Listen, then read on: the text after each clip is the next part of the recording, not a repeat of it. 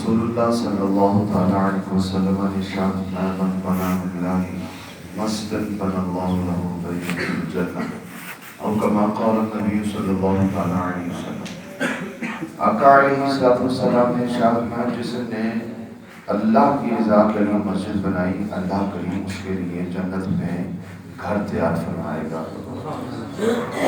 ایک حدیث مبارکہ میں ہے کہ ایک چڑیا کے گھونسلے کے برابر بھی اگر کسی نے مسجد بنائی تو اللہ کریم اس کے لیے بھی جنت میں گھر بنائے گا۔ اب چڑیا کے گھونسلے سے مراد جو ہے یعنی کہ اس کی تشریحات جو علماء کرام نے فرمائی ہیں کہ جیسے ہم سجدہ کرتے ہیں نا تو سجدہ کرنے کی جگہ بالکل چھوٹی سی ہوتی ہے، جہاں ہم سجدہ کرتے ہیں جہاں ہم پیشانی رکھتے ہیں تو اتنی سی جگہ، یا یوں کہہ لیں کہ آپ نے پوری مسجد تو نہیں بنائی لیکن مسجد میں جو چندہ شامل کیا ہے اس کے ذریعے سے اگر چھوٹا سا تعاون ہو جاتا ہے تو اس کے لیے بھی وہی جزا ہے۔ جیسے مشہور واقعہ بھی ہے کہ بادشاہ نے وہ مسجد بنائی تو ایک دن اس نے خواب میں دیکھا کہ اس کے محل کے ساتھ ایک عالی شان محل بنا ہوا ہے، تو اس نے پوچھا یہ محل کس کے لیے ہے؟ تو فرشتوں نے کہا تیرے لیے، تو کہا یہ بالکل میرے محل جیسا، یہ محل کس کا ہے؟ تو فرشتوں نے بتایا کہ جو تو مسجد اللہ کی رضا کے لیے بنا رہا ہے وہاں سے ایک عورت بڑھیا گزر رہی تھی تو بنانے والا جو مستری تھا اس سے ایک اینٹ چھوٹ کر نیچے گری اور اس نے کہا کہ اماں جی یہ ذرا اینٹ مجھے پکڑا دیں، تو اس بڑھیا نے وہ اینٹ اٹھا کر اس مستری کو پکڑائی اور اس نے وہ اینٹ لگا دی، تو اللہ کریم نے اس کو بھی وہی جزا دی ہے جو تجھے دی ہے۔ بادشاہ بیدار ہوا، اس نے کہا کہ ساری مسجد کو شہید کر دو اور جتنے بھی افراد اس میں حصہ شامل کرنا چاہتے ہیں سب کے حصے کو شامل کرو۔ جہاں کہیں بھی مسجد بنتی ہو تو اپنا حصہ ضرور شامل کریں، زیادہ نہیں تو تھوڑا، جتنا بھی آپ پارٹیسپیٹ کر سکیں اپنا حصہ شامل کریں، جب تک وہ مسجد جو ہے وہ قائم رہے گی اللہ کی مہربانی سے جس نے بھی وہ حصہ شامل کیا ہوگا اس کو جو ثواب اللہ کی رحمت سے ملتا رہے گا۔ اچھا اب یہ ہے کہ مسجد بنا دی، جیسے وہ ڈاکٹر اقبال کا شعر بھی ہے نا کہ مسجد تو بنا دی شب بھر میں ایمان کی حرارت والوں نے، من اپنا پرانا پاپی تھا بسوں میں نمازی بن نہ سکا۔ تو مسجد تو بنا دی جائے پھر اس کو آباد کرنا بھی یہ ہماری ذمہ داری ہے۔ آباد کرنے سے مراد یہ ہے اس مسجد میں اذانیں ہوں، وہاں جماعت ہو، وہاں پر دین کی کام ہو، دین سیکھا جائے، سکھایا جائے، قرآن پاک پڑھا جائے، پڑھایا جائے، وہاں طلباء کرام قرآن پاک سیکھیں، علم دین سیکھیں، وہاں علم دین کی مجلسیں لگیں، جیسے یہ بھی ایک علم دین کی مجلس ہے تو یہ بھی مسجد کو آباد کرنے میں شامل ہے۔ جو مسجدوں کو آباد کرے گا اللہ کریم کے گھروں کو شاد آباد رکھے گا۔ ایک دوسری چیز یہ ہے کہ مسجد کو پاک اور صاف رکھنا، یہ کوئی مؤذن کی ذمہ داری نہیں ہوتی کہ جناب مؤذن جو اذانیں دینے والا ہے صفائی بھی اس نے کرنی ہے۔ بعضوں کو تو میں نے یوں بھی دیکھا وہ مؤذن کو بلاتے ہیں، حضرت صاحب ادھر آؤ ذرا، اے رکھو یہ جناب کی ہے انہیں صاف کرو، ایک چپ ہو تھوڑی انہیں ہٹاؤ تھوڑی، مطلب یہ مؤذن کی ہی ذمہ داری نہیں ہے بلکہ ہر مومن کی ذمہ داری ہے کہ مسجد کے اندر کوئی کچرا ہے، کوئی ایسی جو ہے وہ صورت ہے کہ جس سے نمازیوں کو تکلیف ہو رہی ہے، یاد رکھیں کہ جس سے نمازیوں کو تکلیف ہوتی ہے اسی سے فرشتوں کو بھی تکلیف ہوتی ہے۔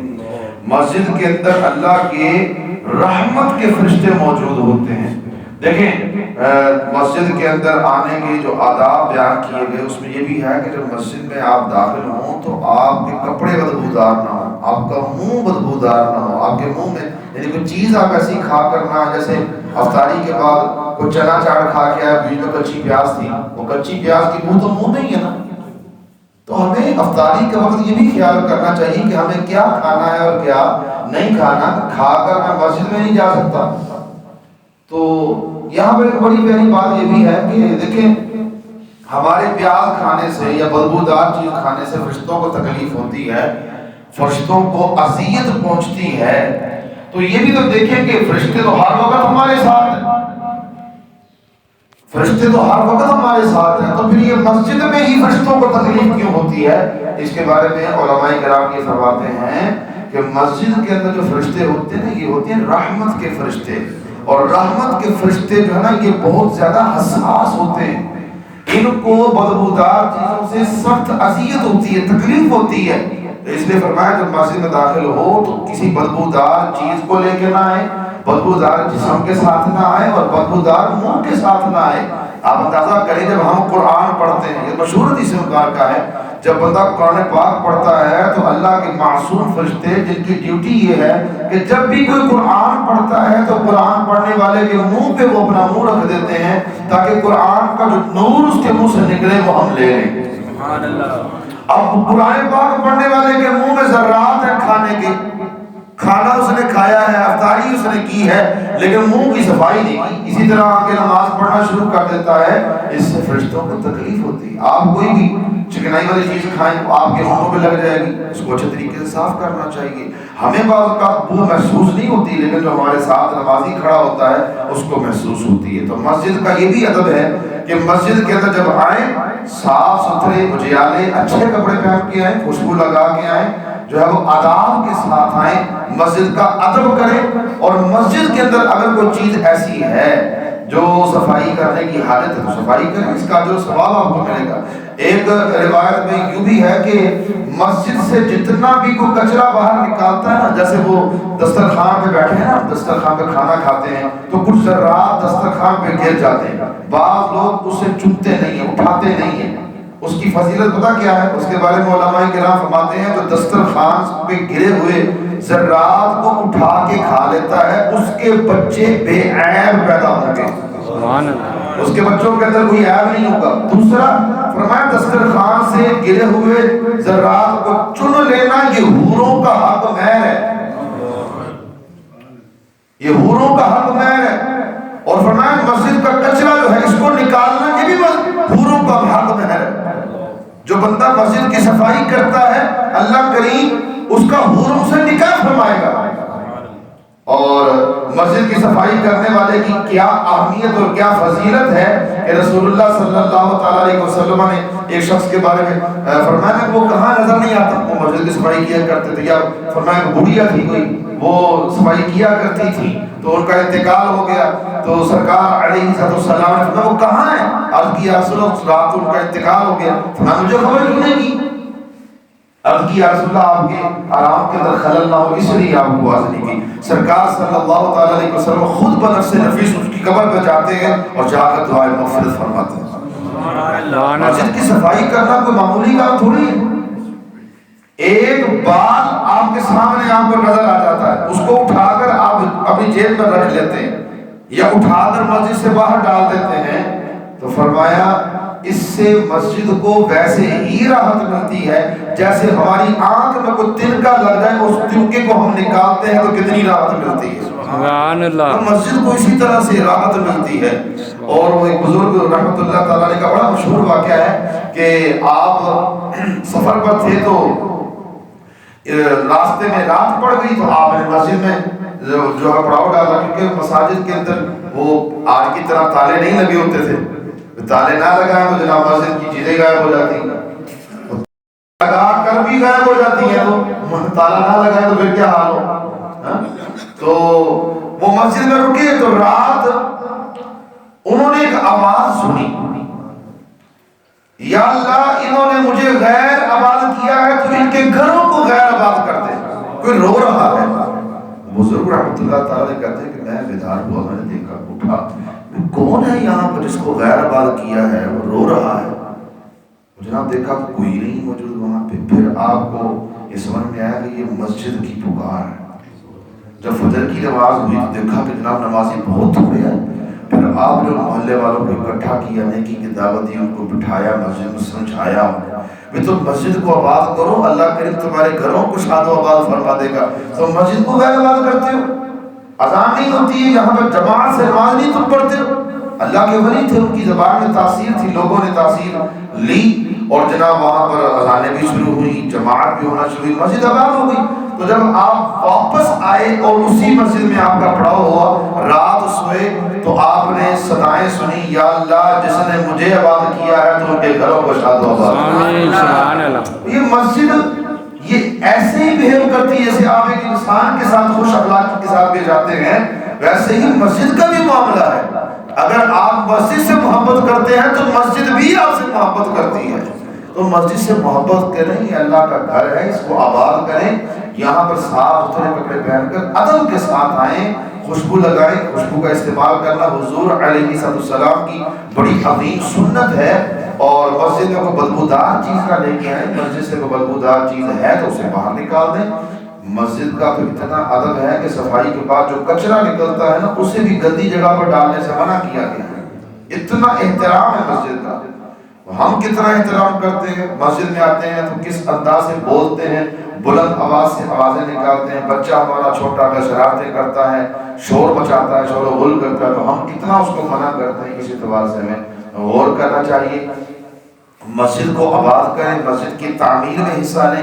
ہماری مسجد بھی زیر تعمیر ہے، آپ کے سامنے ابھی تو ہمارا یہ نیچے کا پورشن ہے، اس کی آپ دیکھیں در و دیوار کو دیکھیں، یہ فنشنگ کی ابھی کام کتنا باقی ہے، اس کے علاوہ جو اوپر کا کام ہے وہ الگ سے باقی ہے، مزید کام جاری ہے۔ تو آپ زکوٰۃ نہیں، کیونکہ زکوٰۃ مسجد کو نہیں لگتی، وہ آپ اپنے اعزا و اقارب میں دیکھیں، کوئی مستحق اس کو دیں، اگر بہن ہے اس کو دیں، بھائی ہے اس کو دیں اگر مستحق ہیں۔ یہ نہیں کہ جناب غیر مستحق کو بھی آپ جناب دے دیں زکوٰۃ اور آپ کی زکوٰۃ ادا ہی نہ ہو۔ اگر بہن بھائیوں کے اندر مستحق نہیں تو پڑوسیوں کے اندر دیکھیں، پڑوسیوں کے اندر نہیں ہے تو پھر دعوت اسلامی کو دیں۔ دعوت اسلامی آپ کے سامنے کھلی کتاب کی طرح ہے، تو دعوت اسلامی کو بھی زکوٰۃ دے دیں۔ ہاں جو مسجد کو دینا ہے وہ اپنے خالص مال سے دیں، وہ بھی آپ کی طرف صدقہ شمار کیا جائے گا، لیکن اللہ کی رضا کے لیے آپ اس مسجد کو دیں یا جس مسجد کو بھی دیں، اللہ کی رضا کے لیے دیں۔ انشاءاللہ عز و جل مرنے کے بعد قبر و آخرت میں ہمارے کام آئے گا۔ اللہ کریم ہم سب کو عمل کی توفیق عطا فرمائے، مسجد کا ادب و احترام کرنے کی توفیق دے۔ کوشش کیا کریں مسجد میں کبھی صفائی کا موقع مل جائے صفائی کریں۔ مسجد کی صفائی کرنا یہ معمولی بات نہیں ہے۔ وَعَهِدْنَا إِلَىٰ إِبْرَاهِيمَ وَإِسْمَاعِيلَ أَن طَهِّرَا بَيْتِيَ لِلطَّائِفِينَ وَالْعَاكِفِينَ وَالرُّكَّعِ السُّجُودِ۔ رب تعالیٰ ارشاد فرماتا ہے ہم نے ابراہیم اور اسماعیل سے عہد لیا یہ کہ وہ صفائی کرے میرے گھر کی، میری مسجد جو ہے یہ رب کا گھر ہے، میں میرے گھر کی صفائی کرے کس کے لیے؟ للطائفین، طواف کرنے والوں کے لیے، والعاکفین اور اعتکاف کرنے والوں کے لیے، والرکع السجود اور رکوع و سجود کرنے والوں کے لیے۔ یہ مسجد کی صفائی کرنا یہ انبیاء کرام علیہ السلام کی شان ہے، یہ کوئی معاذ اللہ شرم والی بات نہیں ہے۔ تو ہمیں کوشش کرنی چاہیے اگر موقع ملے مسجد کی صفائی کریں۔ اللہ کریم ہم سب کو عمل کی توفیق عطا فرمائے۔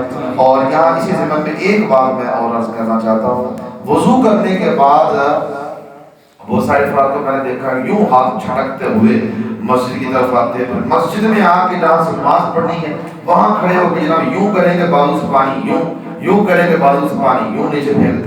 مسجد کی صفوں پر مسجد میں پانی گرانا یہ گناہ ہے، یہ مکروہ تحریمی ہے، یعنی قریب حرام ہے۔ تو مسجد کے اندر وضو کا پانی ٹپکا سکتے نہیں۔